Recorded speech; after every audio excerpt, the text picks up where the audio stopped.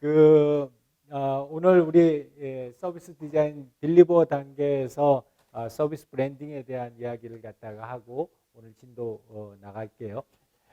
자, 우리 이번 게 이제 딜리버 단계에서 제일 중요한 것 중에 하나가 브랜딩하고 인게이지먼트 플랜이에요. 그래서 브랜딩 인게이지먼트에 대한 얘기를 갖다가 오늘 이야기를 하고 그다음에 이제 여러분들이 그걸 갖다 최종 발표 자료에 집어넣을 수 있도록 충분한 시간을 갖다가 가질 수 있도록 하려고 해요.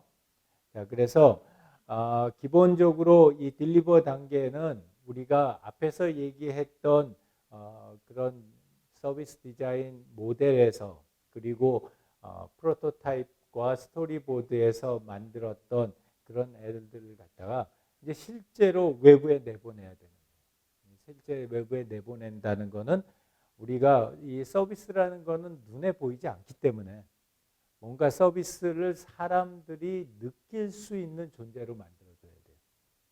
그게 이제 브랜딩인데, 그래서 그런 서비스 브랜딩을 갖다가 하는 단계가 하나가 있고, 그 다음에 이제 그게 서비스 브랜딩이 되면은 그 브랜딩된 그 결과물을 어떤 경로든지 그런 경로를 통해서 실제 사용자에게 전달하는 작업을 진행을 해야 돼요. 그래서 그 두 가지가 이번 시간에 할 내용이고요.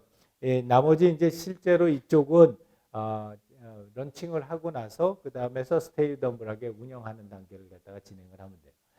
자, 이제 이 두 가지가 그 의외로 또는 너무 당연하지만 정말 어려워요.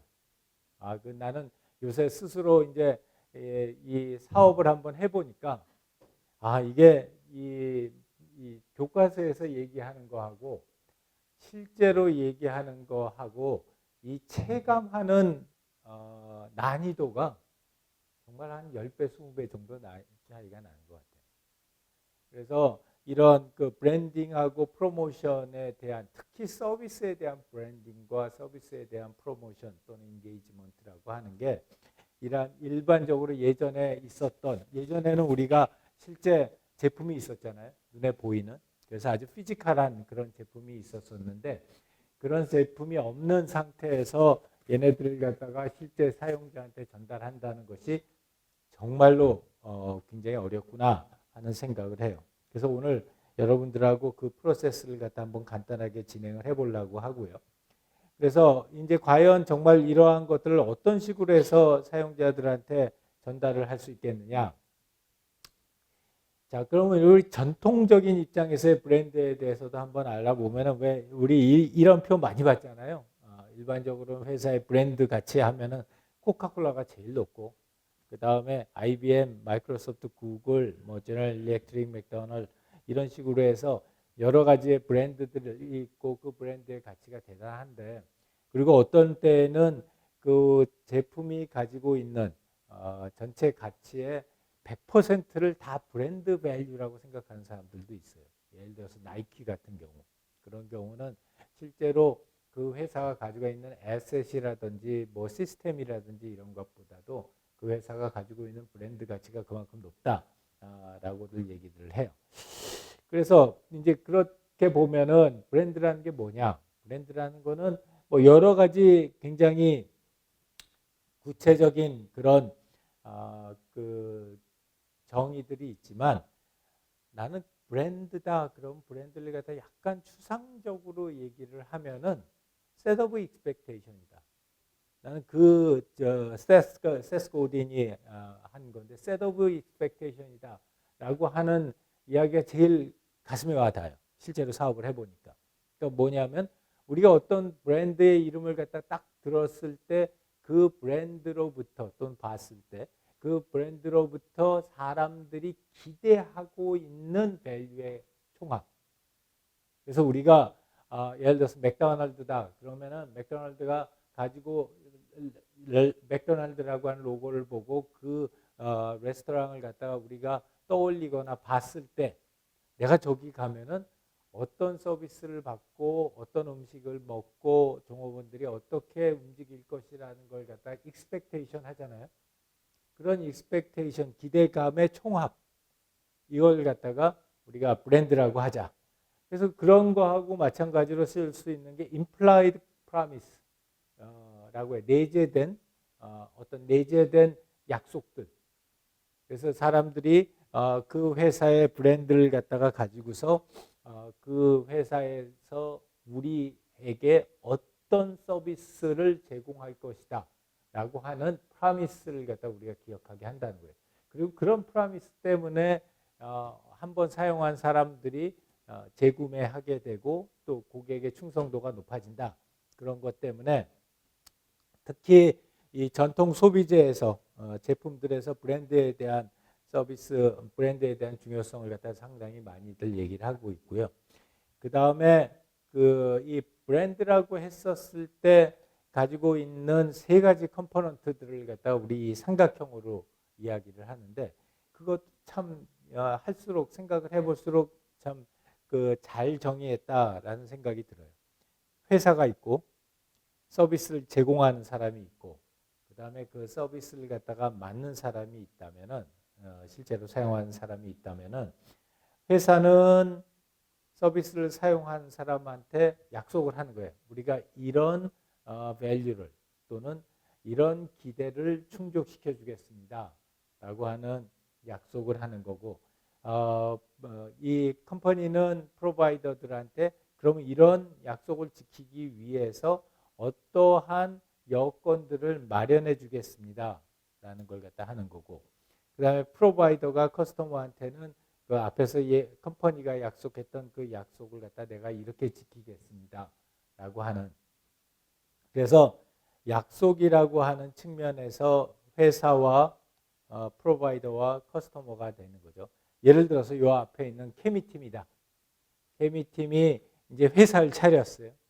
그러니까 회사를 갖다가 차렸으면은 그 회사를 차린 회사에서 케미라고 하는 회사가 여기에 있고 그 다음에 그 데이팅 앱을 갖다가 실제로 사용하는 사용자들이 여기에 있고 그 다음에 그 케미라고 하는 서비스를 실제로 운영하는 사람들이 여기에 있었을 때 이 세 가지 약속들 그 세 가지 약속들이 이 3자 사이에서 모두 이루어져 있을 때 그런 게 이 서비스 트라이앵글이라고 그래요.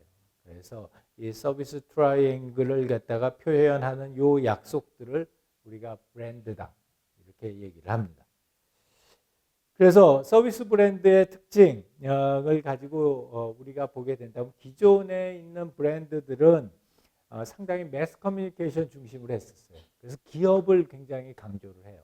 그래서 현대, 삼성 뭐 이런 우리 회사가 어떤 브랜드를 가지고 있다라는 걸 갖다가 매우 강조하는 반면에 그래서 그러다 보니까 이제 엑스터널한 걸 상당히 많이 강조를 해요.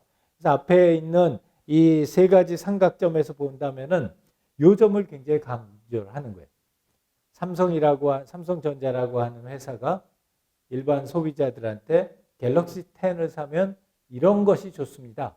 라고 하는 걸 갖다가 강조를 하면서 그 회사의 브랜드 가치를 갖다가 굉장히 강조하는 거. 이게 트래디셔널한 그 회사의 브랜딩이었다면 서비스 경우에는 물론 컴퍼니가 아직도 중요하긴 하지만 컴퍼니보다도 컴퍼니하고 커스터머의 관계보다 컴퍼니와 프로바이더의 관계 그리고 프로바이더와 커스터머의 관계가 훨씬 더 중요해요.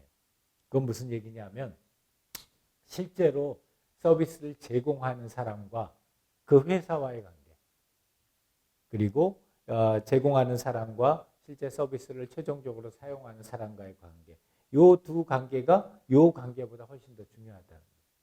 그래서 우리가 그 트래디셔널한 제품 제조를 하는 회사가 서비스에 와가지고 굉장히 고민하는 회사들 많아요. 막 사실은 삼성전자가 대표적인 케이스인데 삼성전자 같은 경우에 대표적인 제조업 회사고 그러다 보니까 이쪽을 너무 잘해요. 이쪽을 잘하고 근데 반면에 이제 그걸 갖다 서비스화 하려고 하는 노력들 되게 많이 했어요. 삼성전자, 현대자동차 둘 다 내가 자문하는 회사인데 두 회사 전부 다 가가지고 우리 이렇게 미팅을 하고 그러면은 최고 경영진들이 굉장히 바라는 게 뭐냐면 저희는 이제 더 이상 자동차 파는 회사가 아니라 모빌리티 서비스를 제공하는 회사가 됐으면 좋겠습니다. 그래요. 최고 경영자들이. 그런데 실제로 그런 모빌리티 서비스를 제공하기 위해서 얼마만큼이나 조직 문화가 바뀌고 실제로 브랜딩이나 이런 게 바뀌느냐 보면 별로 안 바뀌어요. 이게 꼭대기에서 그렇게 얘기를 해도. 그래서 이 트레디셔널한 회사하고 실제 이런 서비스 중심이 되는 회사들이 그 가지고 있는 장점들이 다 다르게 있고, 그렇기 때문에 제조업에서 아주 잘한다고 해서 꼭 서비스업에서 잘하리라고 하는 보장이 있는 것이 아니다라는 생각이 들어요. 그래서 막 우리 가끔가다 그러거든요.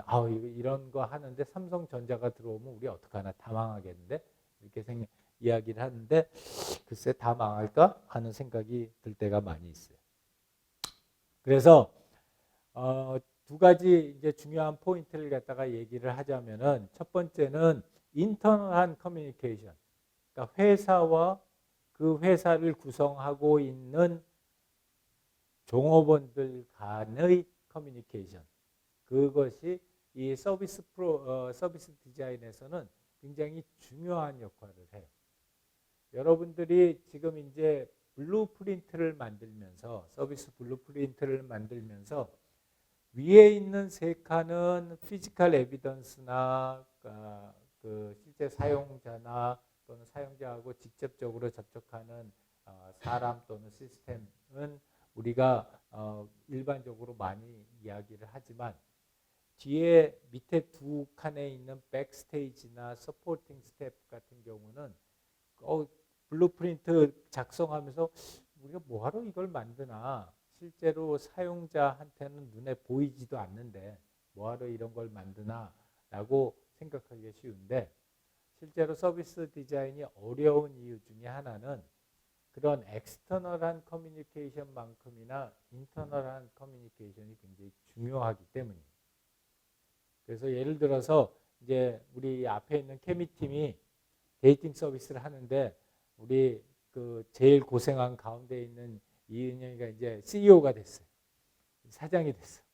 그렇게 되면은 그 나머지 두 사람과의 커뮤니케이션이 어떻게 지어지느냐 하는 것이, 이 케미팀이 그 데이팅 서비스를 사용하는 사람들의 과의 커뮤니케이션만큼 또는 그보다 더 중요하다는 거예요. 그 인터널 커뮤니케이션에 대한 걸 갖다가 되게 많이 강조를 하고 있고요. 이제 두 번째는 그 서비스 제공하는 사람하고 최종 사용자 간의 관계가, 이게 그 우리 제일 첫째 시간에 서비스의 특성을 갖다 얘기하면서 불가불성과 소멸성에 대한 이야기를 했어요. 그러니까 그 얘기는 우리가 서비스를 갖다가 이렇게 만들다 보면은, 서비스라고 하는 거는 서비스를 제공하는 사람과 서비스를 받는 사람을 분리시킬 수 없다. 시간과 장소를. 그래서 그 둘이 반드시 같은 시간 같은 장소에 있어야 되고, 그 다음에 그 시간에 그 장소에서 서비스를 갖다 받지 못하면 그 서비스가 없어진다 라고 하는 소멸성 얘기를 갖다 했는데, 그렇기 때문에 그 시간 그 장소에서의 가치 있는 거에 대한 프리미엄을 최대한 높이기 위해서는 서비스 디자인은 아주 많은 쌍방향 커뮤니케이션을 필요로 해요. 그래서 뭐 우리가 그 AI 서비스 할 때도 마찬가지인데, 이게 AI 서비스가 되면은 이런 거 저런 거 계속 물어볼 게 아니라, 그냥 AI 시스템이 똑똑해서 한 번에 쫙 알아가지고 본인 사용자에게 제일 좋은, 예를 들어서 내가 식당 뭐 케미팀처럼 내가 이제 해가지고 온라인 데이팅 서비스를 한다. 그러면은 다른 거 필요 없이 그냥 한 번에 그 예를 들어서 누가 제일 취향이 잘 맞을 것 같은 사람을 한 번에 딱 소개시켜주면 끝이다. 이렇게 생각하기 쉬운데 안 그렇다는 거예요. 왜냐하면 서비스가 제공되는 시간과 장소에 불가분성으로 함께 있고, 그게 없으면 당장 소멸돼 버리기 때문에 그 시간을 최대한 활용하면은 이 서비스의 퀄리티를 갖다가 최대한 높여줄 수 있고, 또 앞으로의 비즈니스 가능성도 훨씬 높여줄 수 있다는 거예요. 그렇기 때문에 결론적으로는 어차피 만나야 되는 그 시간과 그 장소에서 상호 쌍방향의 커뮤니케이션을 갖다 최대한 유도해야 된다라는 게 이 서비스 브랜딩의 특징 중에 하나고요. 그래서 우리가 이제 기업 브랜드와 이 서비스 브랜드의 차이들이 굉장히 많이 있었고, 그래서 이제 기업 브랜드 같은 경우에는 제품 같은 게 P&G 같은 경우 이제 대표적인 케이스로 브랜딩을 작업을 했다면은, 서비스 브랜딩 같은 경우에는 서비스 사용자와 서비스 제공자와의 1대1 관계를 제일 높게 그렇게 생각을 갖다 해요. 그래서 이런 인터널 커뮤니케이션과 그리고 제공자와 사용자 간의 관계에 대한 사례들이 여러 가지 있고요. 자포스 같은 경우가 이제 대표적으로 그런 케이스였다라고 보여지고요.